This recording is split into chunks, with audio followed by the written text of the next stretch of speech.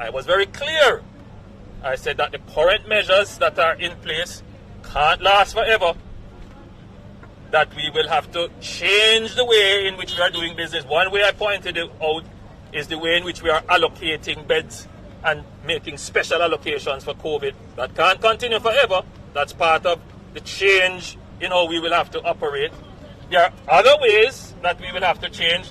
A very brilliant young lady here, obviously a mother with a child in school, she pointed out that we need to change the way in which we are going about the education of our children during the pandemic. We need to bring in the children who are vaccinated into the classroom. So all of these things are things that will emerge.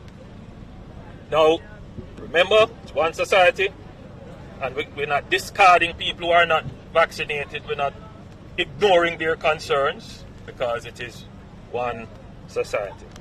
And my job, in as much as I have to move with be decisive, I still also must be conscientious and respectful of people's rights.